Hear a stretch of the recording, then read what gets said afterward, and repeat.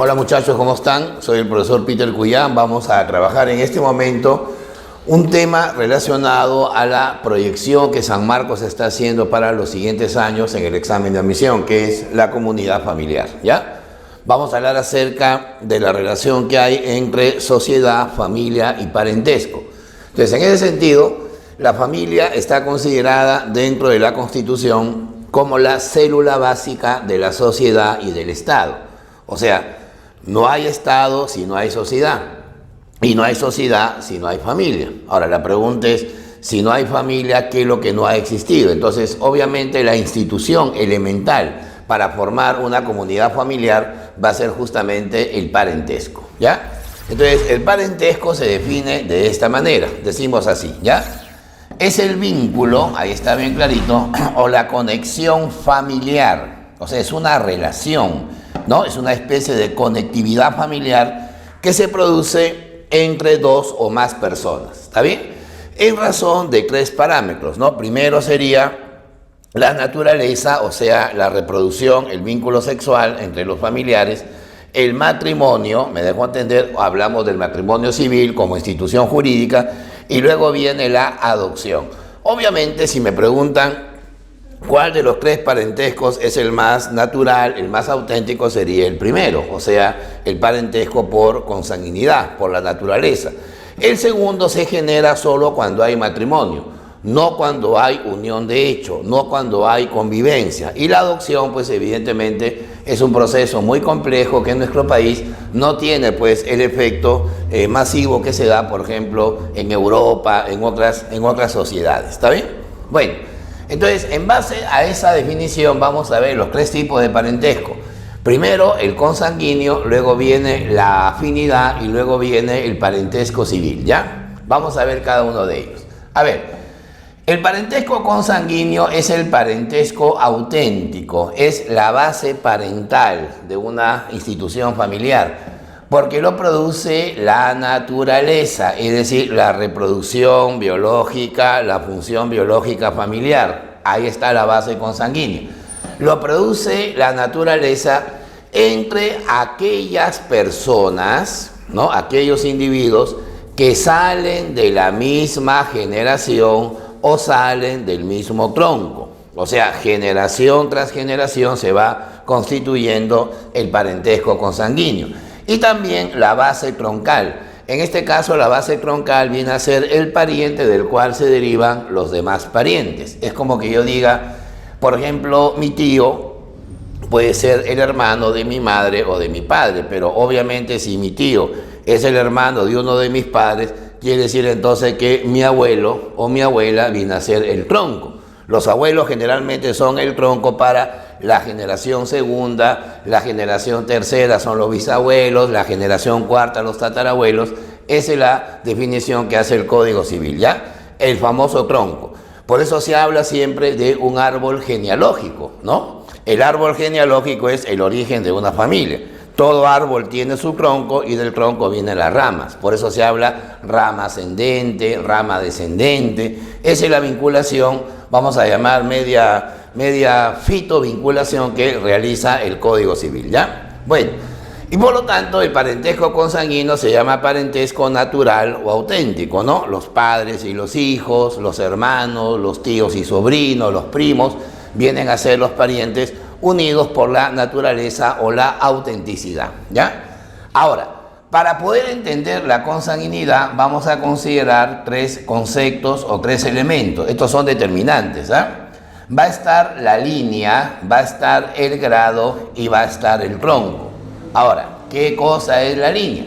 La línea de parentesco viene a ser la sucesión, o sea, la transferencia, ¿no? La continuación ordenada entre parientes.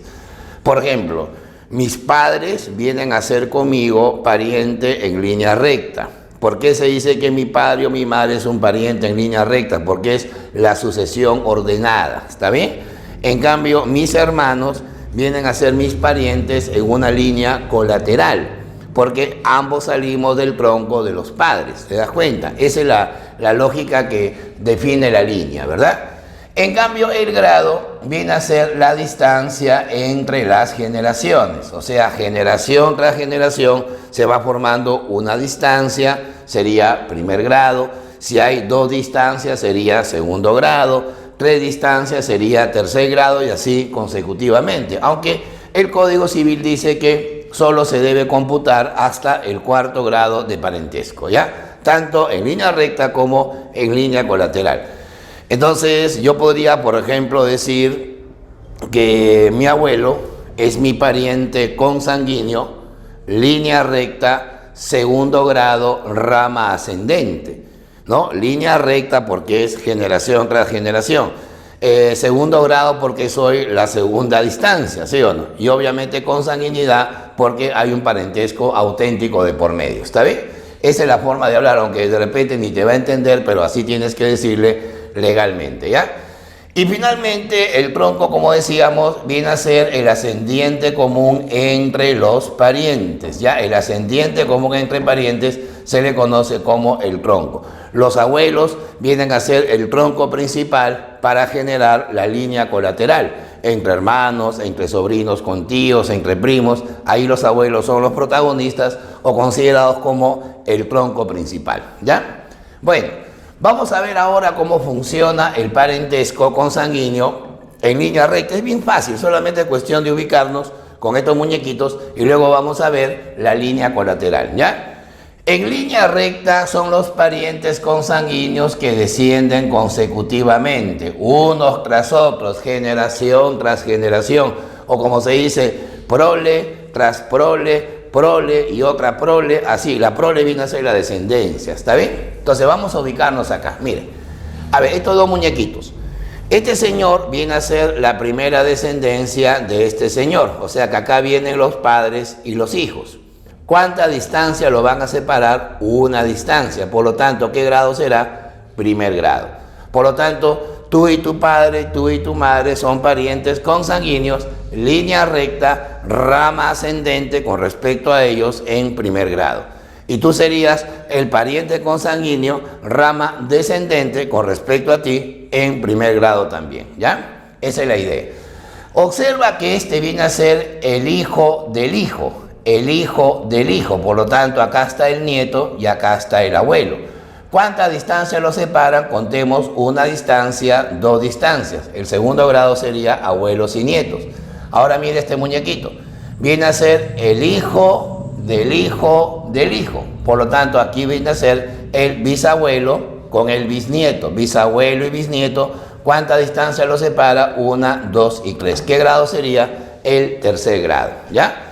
Y luego viene una posibilidad que es muy remota porque en nuestro país es muy difícil llegar a tener tataranietos. Son pocas esas posibilidades, pero se pueden dar.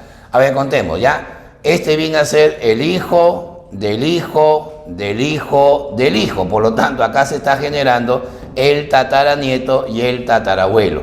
¿Cuántas distancias hay? 1, 2, 3 y 4, porque son 4 generaciones. Y no se puede contar más allá. De repente alguno dirá, profe, ¿puede haber un 5º grado? Bueno, es casi imposible, ¿no? Por la vida o la esperanza de vida que tenemos en el mundo, los seres humanos, es difícil que alguien conozca al plus tatarabuelo o al plus tataranieto, que sería, pues, evidentemente ya una 5ª, una 6ª generación. Todos ellos ya están enterrados o ya están cremados, ¿verdad? Esa es la idea. Bueno, con relación a los tatarabuelos, a los bisabuelos, abuelos y los padres, hacemos una pregunta auxiliar. ¿Cuántos padres tenemos en general? Serían 2. Entonces, ¿cuántos abuelos tenemos? Sería 2 elevado al grado de parentesco con ellos. ¿Qué grado tenemos con los abuelos? Segundo grado. 2 al cuadrado serían 4 abuelos. Por lo tanto, ¿cuántos bisabuelos habrán? Los bisabuelos son tercer grado, sería 2 elevado al cubo, o sea, sería 8 bisabuelos. Por lo tanto, ¿cuántos tatarabuelos podemos llegar a tener si hay 4º grado entre ellos? Serían 16. Imagínate que todos ellos viven y vayan a visitarte. A tu casa entrarían los 16 tatarabuelos, los 8 bisabuelos, los 4 abuelos y tus 2 padres. Sumando en total daría 30 personas. Esas 30 personas, todas tenemos una relación consanguínea, pero en línea recta. Tenemos desde la primera generación hasta la cuarta generación, ¿ya? Si es que todos viviesen, pues obviamente, ¿ya? Pasemos ahora a la línea colateral. Esta línea es aquella que parte del mismo tronco, siempre toma como referencia a los abuelos, por la máxima generación cuarta que se puede dar, ¿verdad? Entonces decimos así, acá tenemos a los padres, que luego serán nuestros abuelos, y acá tenemos a sus dos hijos. Vamos a hacer dos solamente por una conveniencia, pero al final los grados son los mismos, ¿ah? Pueden ser 3 hijos, 4 hijos, el grado siempre va a ser el mismo, por el método que vamos a explicar. A ver, ellos qué cosa vienen a ser, obvio, vienen a ser hermanos, ¿no? Pero al ser hermanos, ellos no son parientes en línea recta. Yo no desciendo de mi hermano, sino ambos descendemos de los mismos padres. Por lo tanto, para conocer el grado tenemos que hacer lo siguiente. Tengo que irme hasta el tronco de mi padre y luego bajo hacia mi hermano. Y vamos a ver cuánta distancia me separa. A ver, subimos acá, tenemos un grado, una distancia y un grado más, sería en total 2, ¿ya? Si hubiera un tercer hermano, igualito, ¿no? Porque sería así, mira, a ver, cuenta 1 y llegas hasta el segundo hermano, o el tercer hermano, o el cuarto hermano, o el n hermano. Siempre será el segundo grado, ¿ya? Ahora, tu hermano ha tenido un hijo. Ese hijo para ti viene a ser tu sobrino, tú serás su tío. Al tener tu hijo, tu hermano pasa a ser tío de tu hijo, ¿no? Y obviamente tu hijo pasa a ser su sobrino. Entonces, observa que el tío y el sobrino son parientes en línea colateral. Pero ¿quién sería el tronco? El tronco ya no son los padres, ahora vienen a ser los abuelos, porque este señor es el abuelo del joven que está acá. Por lo tanto, para conocer el grado, ¿qué es lo que hago? Subo hasta el tronco de mi abuelo, ya va 1, de ahí bajo al tronco de mi hermano, serían 2, y luego bajo hasta mi sobrino, que serían 3. Por lo tanto, sería el tercer grado, ¿ya? Tercer grado sería tíos y sobrinos. Y finalmente, ellos dos, ¿qué vienen a ser? Serían los primos. Cuidado, hay una falacia, un término mal usado, un término erróneo en lo coloquial, o sea, en la costumbre, en el barrio, en la casa, en la esquina, ¿verdad? Cuando decimos primo hermano, ¿no?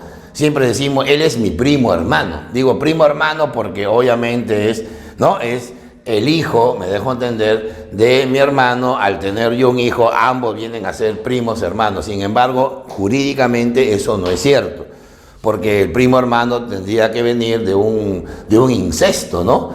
Mi padre, ¿no? Tiene relaciones con su hermana, al nacer ese hijo sería mi primo por ser hijo de mi tía y sería mi hermano por ser hijo de mi padre, lo cual sería pues un incesto de alta intensidad, ¿no es cierto? Así que es mejor solamente decirle primos, ¿ya? Esa es la palabra adecuada.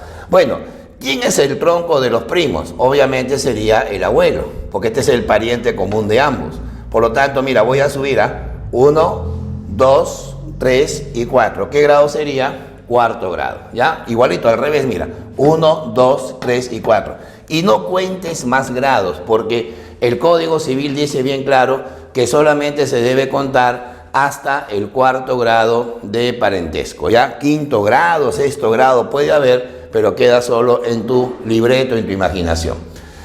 Un alumno me decía, profe, ¿y por qué usamos esa terminología si podemos decir mi primo? Imagínate decirle, oye, pariente consanguíneo, línea colateral, cuarto grado, como que la cosa se complica.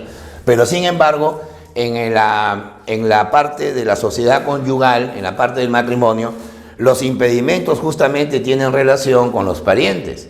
Por ejemplo, el Código Civil dice, no pueden casarse los consanguíneos en línea recta. O sea, no pueden casarse, por ejemplo, padre con hija, no puede casarse madre con hijo, no puede casarse abuela con nieto, es obvio, ¿no? Eso está impedido. Pero a la vez el código dice que no se pueden casar los colaterales en segundo y tercer grado. O sea, no pueden casarse entre hermanos, obvio, ni se puede casar el tío con la sobrina o la tía con el sobrino, pero no impide el cuarto grado. O sea que la ley permite que los primos, no hay ningún problema, puedan contraer matrimonio. Los primos pueden casarse y no hay ningún tipo de restricción, de anulabilidad o de invalidez matrimonial. Mira, tenemos un ejemplo que es universal. El Premio Nobel de Literatura Mario Vargas Llosa estuvo casi 50 años casado con su prima. ¿no? O sea, su prima era Patricia Llosa, la señora, que no es otra cosa que la hermana, ¿no? O la hermano del papá de Mario Vargas Llosa. Entonces había esa relación de primos, ¿no? Y esa relación no fue impedimento para que puedan contraer matrimonio. Estuvieron felizmente casados 50 años, ¿ya? Los primos. Ahora, obviamente los de quinto grado, sexto grado, eso sí, no hay ninguna forma de impedimento, ¿ya? Esa es la famosa consanguinidad. Ahora viene el parentesco por afinidad. A ver, ojo que este parentesco ya es derivado, ya es un parentesco legal. ¿Por qué le llamo parentesco legal? Porque lo produce el matrimonio. Aunque es redundante lo que voy a poner, pero por si acaso, hago la salvedad que es el matrimonio civil. Porque de repente van a decir, profe, y el matrimonio religioso no es una forma de matrimonio, jurídicamente no lo es. El matrimonio religioso para el derecho peruano es solamente considerado un sacramento, ¿ya? Porque eso dependerá de la votación, de la religión que tenga cada persona, cada estrato social, ¿verdad? Acá se habla solamente del acto jurídico, ¿no? El acto jurídico celebrado entre dos personas heterosexuales, que es lo que define nuestra legislación aquí en el país, ¿ya? Entonces lo produce el matrimonio entre un cónyuge y los parientes consanguíneos del otro cónyuge. Bueno, parece un trabalenguas, lo vamos a traducir en manzanitas. Decimos así, ¿ya? La afinidad lo produce el matrimonio entre el marido y la familia de su mujer, o al revés, entre la esposa y la familia de su marido, pero tiene que ser la familia consanguínea. De tal manera que yo lo podría plantear así. A ver, en la línea recta, ¿quiénes serían parientes por afinidad? Si yo me caso, entonces obviamente los padres de mi esposa vienen a ser mis suegros y yo paso a ser su yerno. Ahora, mis padres para mi esposa pasan a ser suegros y mi esposa pasa a ser su nuera. Entonces, el yerno con los suegros o la nuera con sus suegros, ellos vienen a ser parientes por afinidad, pero en este caso sería en línea recta, ¿ya? Por ejemplo, con mi madre yo tengo consanguinidad, línea recta, primer grado, pero con mi suegra, que no es mi madre, pero es madre de mi mujer, yo tendría afinidad, línea recta, primer grado. Observa que la línea y el grado se mantienen, lo que cambia solamente es el parentesco, ¿ya? Bueno, y también sería pariente en línea recta el hijo o la hija del cónyuge. Profesor, pero ¿cómo el hijo de su esposa no será también su hijo? No necesariamente.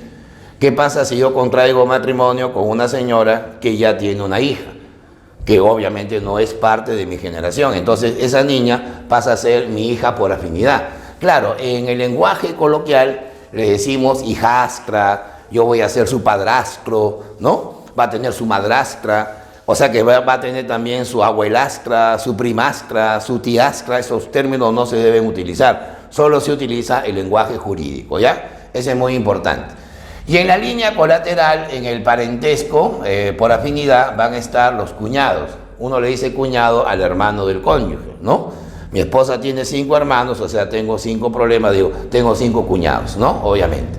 Y también estarían los tíos de mi esposa, los sobrinos de mi esposa, los primos de mi esposa o al revés, ¿verdad? Ellos vienen a ser los parientes por afinidad. Pero cuidado con esta observación, que dice bien claro, no hay parentesco por afinidad, o sea, no se produce la afinidad entre los parientes consanguíneos de ambos cónyuges.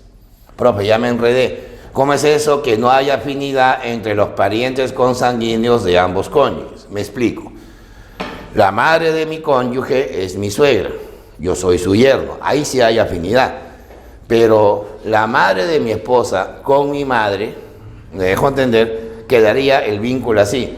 Un pariente consanguíneo mío con un pariente consanguíneo de mi esposa. O sea, las dos señoras, me dejo entender, no son parientes. Igual, mi padre con el padre de mi esposa tampoco son parientes.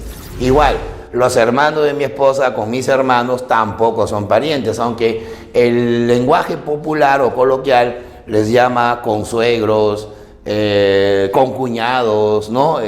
Con sobrinos, con tíos, o sea, una serie de términos que normalmente son producto de la creación popular, ¿ya? Bueno, y finalmente viene el parentesco civil, que es el parentesco menos recurrente que hay en el Perú. El parentesco civil, muchachos, lo produce la adopción, ojo, que es un sistema bien complejo, entre el adoptado con el adoptante. Ojo a esto, el adoptado con el adoptante y sus parientes consanguíneos, pero del adoptante, no del adoptado. Por eso que a este parentesco también se le llama, y eso está en el código, se le llama parentesco putativo. Me voy a explicar.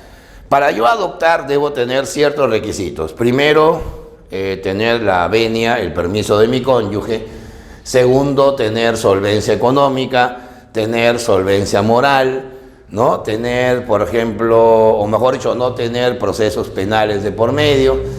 Además, tener una edad mínima que es 25 años. ¿Ah? O sea, si por ejemplo yo quiero adoptar a un niño de 2 años, debo tener mínimo 25.